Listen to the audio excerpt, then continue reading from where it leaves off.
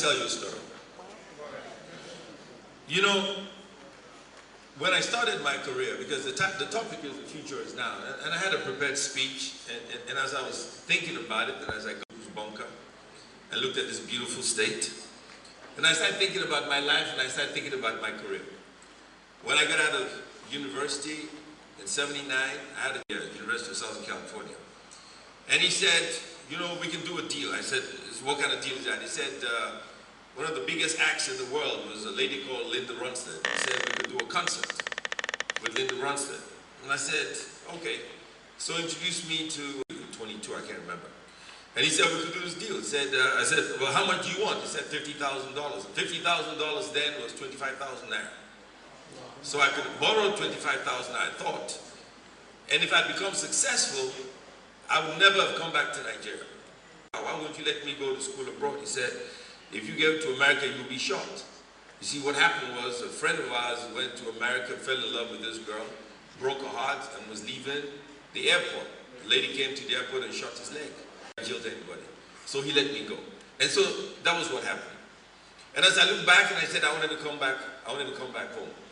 Got back home, raised some money, and I began Silverbird. And one day, I was driving my broken down car on the streets of Los Angeles. And a young kid like I was, and I said, well, if I wanted to do the Jacksons in Nigeria, how do I go about it? And the guy said, well, the Jacksons were managed by the dad, his name is Joe Jackson. I said, so how do I reach Joe Jackson? He said, well, this is the number of Motown buildings. So I picked up the phone, there was no mobile phone, they had a big red telephone, I dialed. I got in touch with the Motown building, and I said, I want to speak to Joe Jackson. And he connected me to the operator, to the next operator. Soft voice. He says, Joe, how you doing? He said, who are you? I said, my name is Ben Bruce. He said, yes, what can I do for you? I said, well, I'm from Africa. I'd like to come talk to you about doing the Jacksons in Nigeria. And he said, tomorrow, 2 o'clock, come to the office. I mean, you can imagine the shock. I was talking to Michael's father. So I got in the car, got to him. I'll tell you this story for one reason. I was a kid, an African in America, and there I was in the presence of the most celebrated American. I gotta switch this on. And I could do it because I tried. I didn't say to myself, it was an impossibility. I picked up the phone and I got in contact with him. And we spoke over the years. I'd go to his office, he'd say to me, Ben, listen to the site that I told him every song was fantastic. Obviously, that was not the case. Some of them didn't do very well. But, you know, a Nigerian in the presence of Joe. And so later on in life, when I should have been too critical on Joe Jackson. But the years went by and I became a promoter. And it was hard, but not impossible. Remember, I had a choice of being a promoter in Los Angeles over Nigeria. But at that age, as a kid, my consciousness had been developed. And I chose to be in Nigeria, and I chose to work in Nigeria, and I chose to develop in America than I did in Nigeria. I knew the entire entertainment structure in the United States of America as a very young person. It's like talking to Jesse Jackson when he ran for president in '84. He was fighting 10 years earlier to integrate the lunch counter. 10 years later, I began to understand that there's really no difference between an African American and a white American in their country versus the leadership of Nigeria and poor Nigerians. We're in trouble today. We're in trouble today because the people in leadership position become consumers of our resources. So what do they want?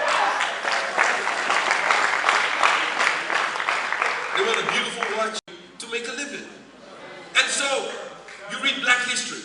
And let me say this to you. I was in the room in 1984 with Dick Griffey, Jesse Jackson, when he changed the name of Americans from Black Americans, which shall no longer be called Black Americans. We're called blacks now. Prior to that, we were called colored. Then we were called Negroes, and we were called niggers. We will no longer be called black.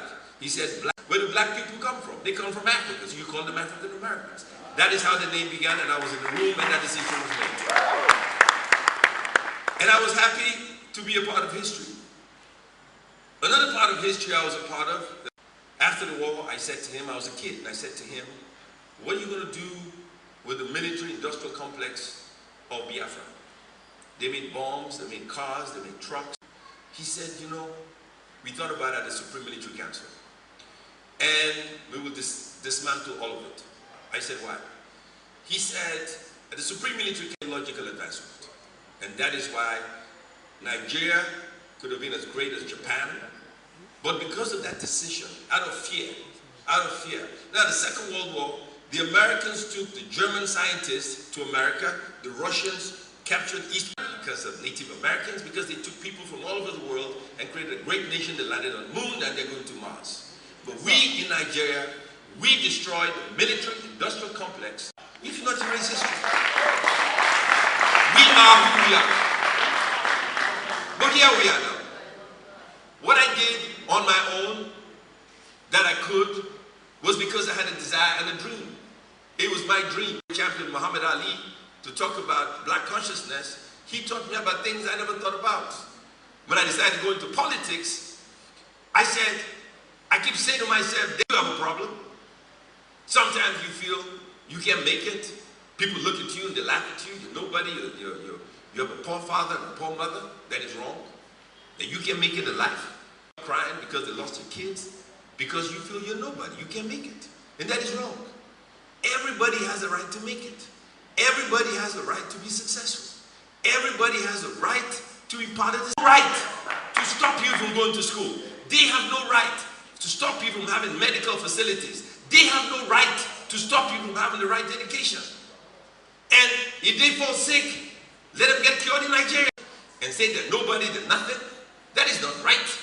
So I urge you today, but I will never encourage you to take up arms. I will never encourage you to get violent.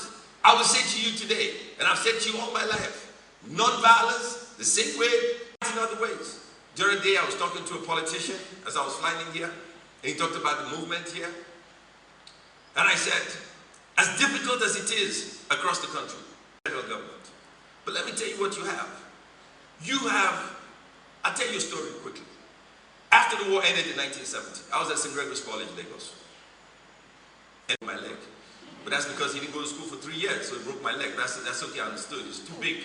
But let me tell you this. In 1970, after the war, let me tell you how great you are after the war in 1970. The national competition for schoolboy soccer. Okay? 7 months later, Rangers, Eastern Nigeria, industry, opportunities. You said to yourself, we lost the war. We lost our money. I think you guys got £3 or £5. I can't remember how much the government gave. How much? You won. You started building Eastern Nigeria all over again. You've become industrialist. From there you started manufacturing products. What you have, when they change at 60%. So you complain that you're not adequately represented at the federal level. You are right. But think about what you have. Which ethnic group comes first in WAEC exam? Abia State.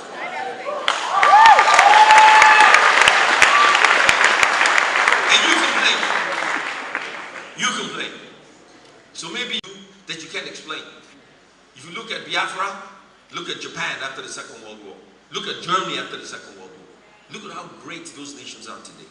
And look at how great you are today. Who are you comparing yourself with? Which ethnic group in the country? You are a special people. Very, very special. And special people create wealth. They create families. They love their wives. They give birth to beautiful children. And those children will replace you when we're all gone. So give yourselves a big round of applause for what you do. Different parts of the world, different events, all those speeches at Harvard University and MIT. I get called all the time to speak. But I'm more honored to speak in my country, what we have and what we should cherish. I understand the difficulties you face, but I understand the opportunities that you have. And everybody in this room, I believe I chose to come back. I chose to make a living in my country. I chose to go into promotions. When the exchange rate set up a radio station, a TV station, when I set up a cinema, I went to the bank and I said, I'd like to borrow some money to build the first cinema in Nigeria after 20 years. In Nigeria, people are watching VHS tapes. It would not work. He said to me, prove to me a cinema would work in Nigeria And I was so pissed off, I said to him, prove to me it wouldn't work. So it took me 10 years, but I built it. And when I built it, today there's cinemas all across the country. There's cinemas all across the country because we made the move. But you must never give up, you must persevere. Because if you think about it hard enough, and you work on it hard enough, and you figure out a way to, I'm going to quit, and you're a quitter, then you're creating a problem for young men. The trouble I see your wandering eyes, I see the trouble time creating wealth for yourself. And you'll be amazed what you will achieve. A lot of you are going to have opportunities. And trust me, it's going to happen to you in your lifetime. Many things. But like Muhammad Ali said one time, everybody in life suffers a loss. He said, and I quote, it is only when you're in the deepest valley do you know how magnificent it is to be on the highest mountain. You will have problems, but you may overcome it through political associates, you may through a bank, but whichever path you take, understand you take a path to be successful and to make a difference. It is a gift you have. Do not throw it away. Do not squander it. Make sure you use it, and make sure you use it for the betterment of the human race. As I leave you now, I want you to dream of a great nation and understand the difficulties you have. People say you're nothing, you're nobody, you can't make it. But I want you to dream. Dream of a great nation. Dream of yourself between you and success in life. Dream that you will make it. And remember, if I can make it, you can make it too. Thank you and God bless you.